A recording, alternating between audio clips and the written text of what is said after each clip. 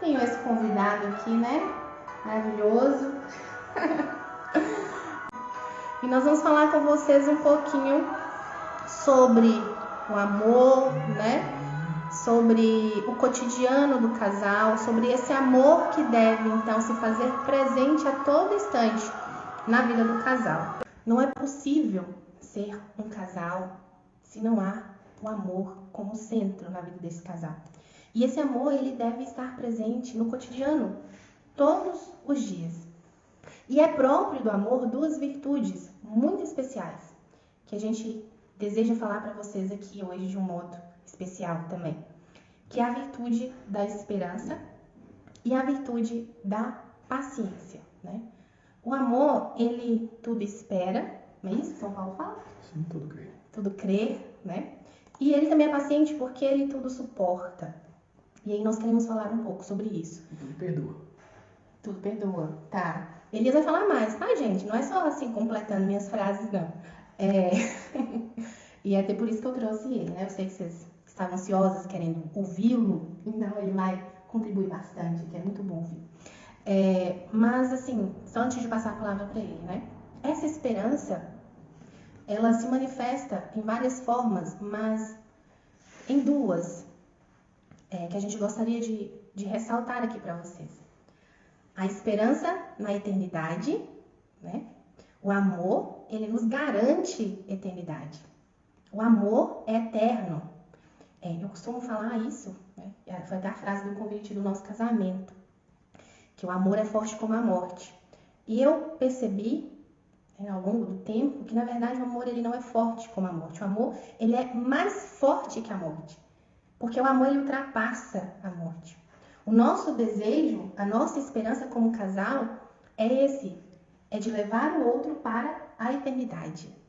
Né? Exatamente, a função principal, né, de um casamento é justamente, na verdade, ver ninguém falando como Precisa católico. Falar mais alto? Elias precisa falar mais alto, gente? Eu acho que está falando baixo.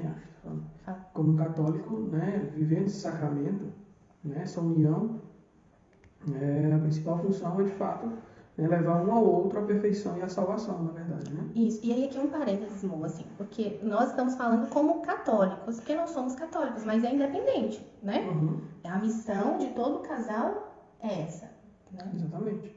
Levar o outro à perfeição, seja ela, né, uma perfeição, vamos colocar aqui, de forma espiritual, ou pessoal também, né, psicológica, moralmente.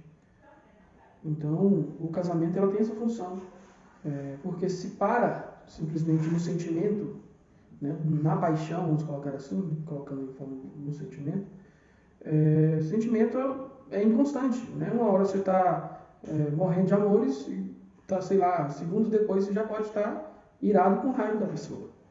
Então, né, atravessa o sentimento e supera o sentimento. Sim. E aí tem uma questão, né? Elias falando do modo levar o outro à perfeição, no sentido da santidade, mas como ele disse, no sentido pessoal também. Então, para isso, o nosso olhar deve estar voltado, o nosso olhar como casal, deve estar voltado para dois lugares. Deve estar voltado para o céu, que é o nosso destino, né? Para a eternidade. Mas deve estar voltado também, olha aqui, deve estar voltado também um para o outro. O nosso olhar deve estar voltado para o outro. E nós precisamos enxergar o outro. Então, o amor tudo espera a eternidade, mas o amor também espera o melhor que há no outro. É próprio do amor, e aqui também, né, algumas pessoas falam, o amor é cego. Não, o amor não é cego. O amor nos permite enxergar o outro como ele realmente é. Santa Teresinha diz, Santa Teresinha do Menino Jesus, né, uma santa da Igreja Católica, ela diz que nós somos aquilo que Deus pensa de nós. E também, né, o Papa Bento, que nós amamos muito, tanto que nós temos um filho que tem esse nome, o Papa Bento XVI, ele fala que nós somos frutos de um pensamento único de Deus. Então, o amor nos permite olhar para o outro e enxergar o outro como Deus o sonhou, como Deus pensou aquela pessoa. Nós precisamos olhar para o outro e enxergar a potência que há nele, a grandeza, a beleza que há nele, na esperança de que essa potência, de que essa beleza um dia possa vir germinar. Sim. E aí, né, buscando sempre olhar e sempre levar em consideração as falhas das pessoas, né, do seu cônjuge, da sua cônjuge. Caminhar com ele não somente achando, né, e esperando um ser perfeito, né, intocável e constante, né, porque a inconstância ela faz parte do ser humano. Né, como eu estava falando na questão dos sentimentos, né, nós somos inconstantes. Porque uma hora nós, né, gostamos de alguma coisa, nós estamos extremamente determinados com alguma coisa, e em outro momento a gente já olha para aquilo que a gente amava tanto e estava tão determinado para conseguir e já não tem aquela mesma vontade. Então o amor tem que levar em consideração tudo isso. Né? Que a outra pessoa, aquela pessoa que eu escolhi, né? Não é simplesmente que eu, é bonita, é bonito, mas faz isso legal. O que Deus me deu, né? Tipo assim, mas foi Deus que me deu. Quem é católico tem essa mania de rezar, pedir pra Deus, né? Então a culpa é de Deus. Não, a culpa é do meu pai que escolheu e me obrigou a casar. Não, foi você que escolheu. E aí nós não podemos também cair na fantasia, né? De sermos fantasiosos como crianças, de olhar para algo e achar que aquilo é perfeito. Né? Eu olho para, sei lá, meu esposo, meu namorado, minha namorada, né? E olho para ela como a perfeição e porque foi Deus que me deu, né? Que nós rezamos, que nós, né, escolhemos, que nós esperamos e tudo, e que Deus me deu, que a pessoa vai ser uma pessoa perfeita. Né? Nós somos imperfeitos, né? Mas nós estamos a caminho de perfeição. Então, o amor, ele nos permite, né? É próprio do amor esperar, acreditar na mudança do outro, na grandeza, como eu disse, na potência que há no outro, mas o amor nos faz enxergar o outro como ele realmente é. Ele nos permite enxergar o outro como ele é, e não como eu acho que ele é, como eu gostaria que ele fosse, né? No meu desejo, no meu imaginário. Muitas pessoas estão perdidas e frustradas por conta disso, porque não estão olhando para a realidade, olhando para o outro como ele realmente é, né? Ainda que, né, tenha toda essa capacidade de aperfeiçoamento, de amadurecimento, mas eu tenho que entender que ele também é um ser limitado. Tem até aquela musiquinha, eu quero você como eu quero, né? Não tem uma música assim? Vou transformar o seu rascunho em arte final, ou seja, olha minha soberba, eu sou Deus, né? Você é um rascunho que eu vou transformar em arte final. Não, sim, eu estou aqui para te ajudar a ser melhor. Mas eu sei que você é um ser limitado, né? Você é um ser incompleto, que precisa também muito da misericórdia de Deus, do cuidado de Deus, e que Deus me usa como esse canal de salvação, de misericórdia, de aperfeiçoamento na sua vida. Elias e eu, a gente brinca sempre que a gente fala que nós não podemos pedir nulidade no nosso casamento, porque a gente se conhece, né? Nós nos apaixonamos, nós admiramos extremamente um ao outro. Eu admiro muito Elias. Eu lembro quando a gente começou a namorar, eu tinha isso comigo. Eu não me sentia digna de namorar Elias, porque assim, eu admirava muito a gente, mas ele é muito maravilhoso. Não sou digna, né? E Elias da mesma coisa. Quer falar, Gabriel, em relação a mim? O que você achava? Sim, eu admirava muito a questão da liberdade que ela tinha, né? Assim, o jeito que ela era livre, o jeito livre que ela tinha de ser. Independente, inteligente. Sim. E aí entra uma coisa, né, da questão que Thaís mesmo falava, com relação à questão do sentimento, do amor, né, que enxerga a pessoa de fato como ela é. E eu pensava, né, que a paixão, como eu falava, é justamente o contrário. Né? A gente, quando não conhece, o amor exige um conhecimento, né? A gente não ama aquilo que não conhece. Já a paixão não, a gente se apaixona por aquilo que a gente acredita que seja. A gente olha para a beleza, para o jeito de ser, pelas características admiráveis que a gente vê na outra pessoa, né? E ali meio que fantasia alguma coisa, né, naquela pessoa, ou projeta naquela pessoa aquele ideal. Né? E já o amor ele vem descamar essas mazelas, ou sei lá, né, essas coisas, essas fantasias que a gente projeta sobre a pessoa. Né? E aí o amor vem trazer a verdade, né, no conhecimento, na vivência, que aí o conhecimento se dá, né, através da vivência, né, a gente vai conhecendo e trazendo a verdade, né, vendo a verdade daquela pessoa. E aí, de fato, né, voltando à questão do nosso casamento, né, no decorrer do nosso namoro, a gente foi se conhecendo principalmente os jeitos, né, os trejeitos da pessoa e até mais os defeitos. né? E ainda pensando na potencialidade desse defeito, né? Uma das coisas que, e aí, né, para quem está aí, que pretende casar, não sei se está todo mundo casado aí. Mas tem quem já casou e às vezes está pensando em separar, né? Não, Tem nesse caso, isso também, porque às vezes o defeito se torna tão insuportável que a pessoa quer jogar tudo pra cima. Sim, mas eu ia falar o seguinte, que, né, para quem ainda está no caminho de casar, para se casar, foi um né, uma das reflexões que eu fiz, né? Eu seria capaz ou eu estaria disposto a suportar, né? Suportar aqui no sentido de, né? Eita, galo. Cruzeiro. Se eu estava disposto, né, a aguentar e a suportar Thaisa nos seus piores dias, né? Daquilo que eu considerava como defeito dela. Né? Eu estaria disposto a permanecer nessa união, debaixo desse mesmo jugo, né? Na mesma missão que ela, né? Quando ela fosse a pessoa mais imperfeita, vamos colocar assim, né? Mais na sua mais, né? No seu ápice de imperfeição, né? E aí a partir da resposta do sim, né? Claro que eu casei, né? A partir dessa resposta que, né? A decisão veio. Sim. Então, né? Daí o amor. E aí a gente espera, como eu disse, né? Que o outro se aperfeiçoe. E nós estamos aqui neste caminho de suportar o outro.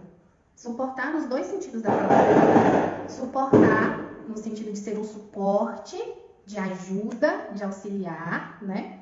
Mas também suportar no sentido de tolerar, muitas vezes. Então eu preciso conhecer o outro, eu preciso conhecer os defeitos do outro, conhecer as limitações do outro e ter fé, ter esperança de que ele vai melhorar, né? A maturidade vai ajudá-lo, a prática das virtudes vai ajudá-lo, a mudança de hábitos, a disposição do coração em amar vai ajudá-lo a superar esses defeitos, mas também entendendo que alguns desses defeitos não vão mudar, né? Que alguns desses defeitos vão permanecer.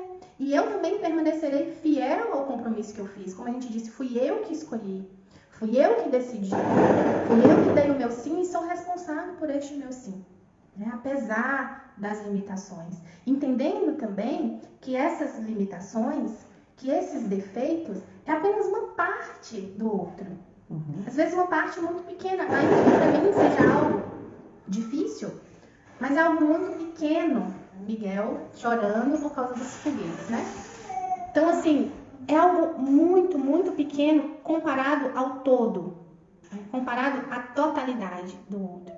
Elias saiu, mas nós dois temos algo bem diferente. Assim, eu sou muito mais agitada, quem entende de temperamentos, colérica, né? Então, para mim, as coisas são mais rápidas. Elias, melancólico, então Elias é mais passivo, né, mais na dele, ele tem o tempo dele, perfeccionista.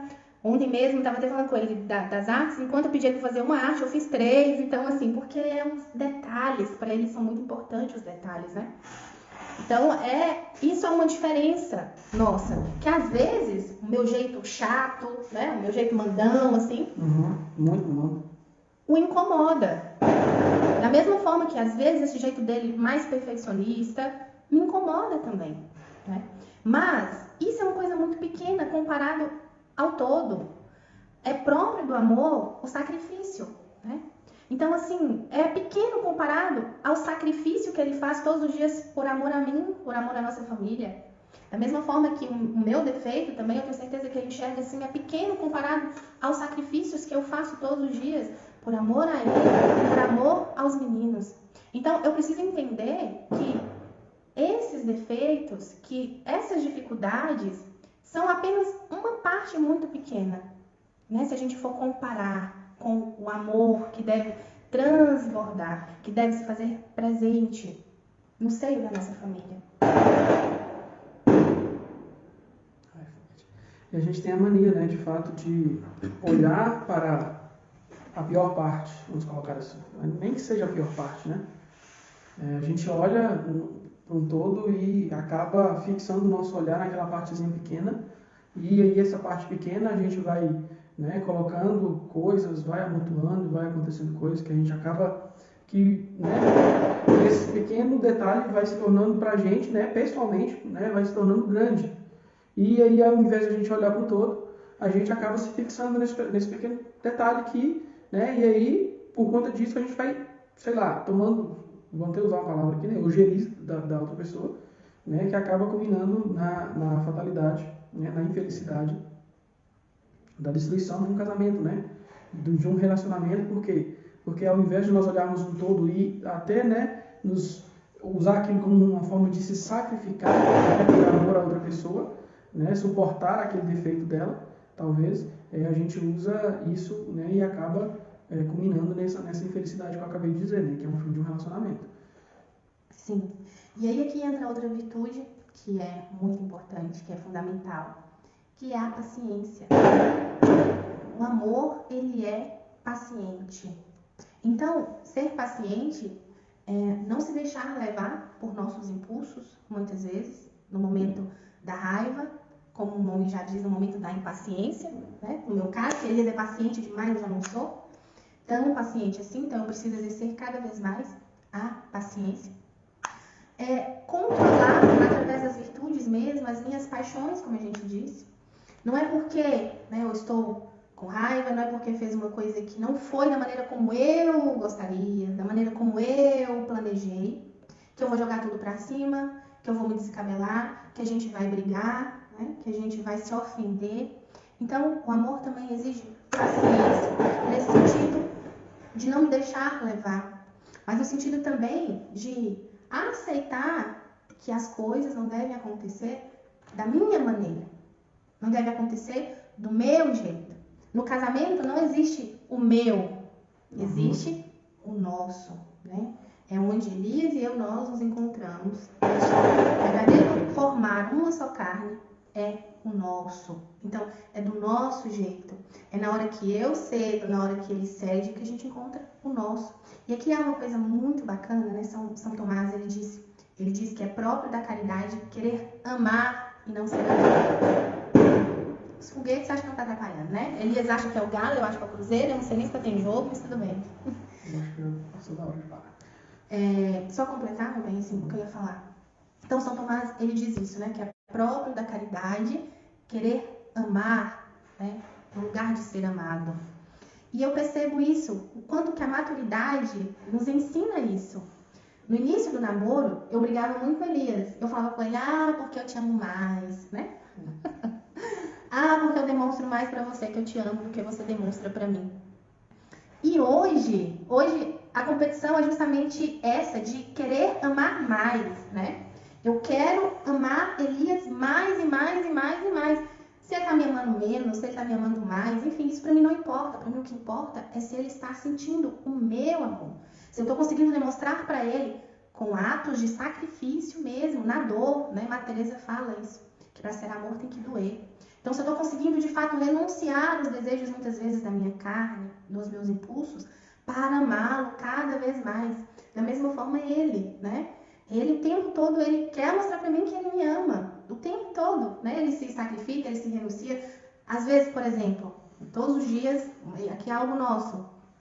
Se eu deitei, às vezes ele vai dormir, sei lá, 2 horas da manhã, mas o que você tem que fazer, amor? Tem que ir lá dar uma... fazer, né? Companhia. Tem que fazer companhia, né? Todos os dias à noite, ele já sabe. Ele tá aqui trabalhando, fazendo alguma coisa, eu deitei, ele vai lá, deita comigo, nem que ele fica 5 minutinhos lá só, pra mostrar que ele foi e ficou comigo. Isso pra ele é um sacrifício. Pode falar, meu bem. Não, é isso mesmo, porque assim, né, ceder. E o engraçado é que às vezes a gente acha que para amar outra pessoa a gente tem que, sei lá, atravessar o mundo inteiro, buscar a rosa lá no centro do vulcão para trazer para a esposa, para mostrar que a ama. Quando na verdade não é só dar atenção. Né? E nós vamos falar isso na invenção, né? Sobre as linguagens do amor. Então, assim, cada um percebe o amor de uma forma, né? Não existe, claro, né? Se for necessário, sim. Mas no dia a dia não existe assim, provas de amores heróicos. Nas pequenas coisas. O heroísmo, de fato, está em fazer ali, né, o ceder o pouco, né? Ao invés de eu ficar aqui, no meu ver, né? Se ela vai deitar e dormir e eu não for lá, não faz diferença, mas para ela faz. Né? E para mim, querendo ou não, é mais cômodo eu estar ou fazendo o que eu continuar fazendo o que eu estava fazendo, ou ficar deitado no sofá, né? Mas, né, é meio que um sacrifício, né? É pequeno, muito pequeno. A gente fala assim, nossa, mas que coisinha pequena, mas é um sacrifício, querendo ou não. Sim. Né? E querendo ou não, a gente chega nos atos heróicos, né? Construindo eles no dia a dia, né? No passo a passo, a cada pedrinha, né? A gente não constrói uma casa já a casa pronta. Né? A gente constrói a casa com tijolo, a cada tijolo, a cada tijolo. Então, né? O amor, ele começa, né? Dentro do lar, nessas pequenas coisas, né? nesse pequeno demonstrar, nesses pequenos atos, que, né? Para a gente talvez não faça tanta diferença, mas para outra pessoa é um ato muito que vai, né? Construindo este castelo que seria esse amor nos corações das pessoas. Sim. E aí tem uma parte aqui, fala o nome, bem? Amoris Laetitia. Latim. Que é do Papa Francisco, né? A exortação dele sobre o amor na família. E na página 99, eu queria ler aqui para vocês, né? Uma parte que eu achei muito interessante. Que ele diz: se eu te bato e tu me bates, e eu te devolvo a pancada e tu me devolves a pancada, e assim por diante, obviamente continua-se até o infinito. Simplesmente nunca termina. Em algum ponto, alguém deve ter um pouco de bom senso. E essa é a pessoa forte. Na verdade, aquela que cede é a pessoa forte. Aquela que se sacrifica é a pessoa forte. A pessoa forte é aquela que pode quebrar a cadeia do ódio, a cadeia do mal. Alguém deve ter bastante fé e moralidade para quebrar e injetar dentro da própria estrutura do universo o elemento forte e poderoso do amor. Então, é isso, né? Um precisa em algum momento ceder. Um precisa. E aí, na verdade, os dois cedem, né? Às vezes a gente até tem isso, né? O que você quer fazer? Não, o que você quiser fazer, né? Então, é isso. É um ceder para o outro. É um se sacrificar pelo outro. Ah, mas isso, nossa, eu vou viver sofrendo? Não. Eu vou viver amando, né? Eu vou viver amando, porque ainda que haja um incômodo, ainda que haja um sofrimento, é por amor. É por amor ao outro. É por amor à nossa família. É pela santificação do outro. É pela minha santificação. Então, quando eu cedo, né, para Elias ser feliz, eu sou feliz. Porque se eu amo, eu não vou ser feliz vendo ele infeliz. Entende? E também há uma questão, né? A gente também já ouviu isso várias vezes. São João da Cruz fala isso. O amor não se cansa nem descansa. Então, por mais que haja dificuldades, por mais que haja tribulações, né, durante o nosso dia, no nosso cotidiano, o amor não desiste. E o amor faz com que nós permaneçamos de pé, com que nós lutemos pelo bem do outro. O amor não se cansa. O amor não desiste. Mas uma coisa também que a gente tem que levar em conta, de fato, né, e voltando àquilo que no início eu falei, né, nós somos seres humanos. Mais alto, também. Nós somos seres humanos, então, né, nós seremos inconstantes enquanto nós estivermos aqui neste mundo. Né, nós sempre seremos inconstantes. E aí também a gente precisa se amar. Né, a gente não pode simplesmente, né, nos abandonar sem de certa forma, né, estar nos amando. Né, porque amando-nos também, nós passamos por uma das fases do amor a Deus. Né, que é de fato uma entrega total. Nós nos entregamos pelo outro, nós fazemos pelo outro, mas, né, nós temos sempre que considerar também que nós estamos nesse relacionamento. Né, nós vivemos para isso. E aí nós devemos, de fato, sim, nos entregar. Né, considerando, de fato, a entrega também do outro. E vivendo e experimentando essa entrega. E aí nós também devemos reconhecer a entrega que a outra pessoa faz. Isso. Né? Porque assim, talvez a gente exija, né, do nosso cônjuge e do nosso namorado, nós exigimos algo que talvez para ele seja, né, meio complicado ou até impossível. Né? Nós exigimos vamos colocar aqui, né, um nível de amor que para nós deveria ser, né, muito alto, mas a pessoa só consegue amar aqui, mas nós queremos aqui. É o que o outro pode, né? Eu preciso olhar, reconhecer, compreender, ter compaixão pelo outro, acolher, naquilo que o outro pode. O outro me ama como ele é, com as suas limitações, com as suas imperfeições, e como ele pode. E não é porque ele não me ama, talvez como eu gostaria que ele me amasse, que ele não me ama. Não é porque ele não me ama, né, fazendo o que eu desejo que ele faça da maneira exata como eu gostaria que ele fizesse. Que o amor dele não é real. É verdadeiro o amor. É total o amor, né? Mas é limitado, porque nós somos seres limitados, né? Mas, de novo, a prática das virtudes, ela se dá através de hábitos. Todos os dias no nosso cotidiano.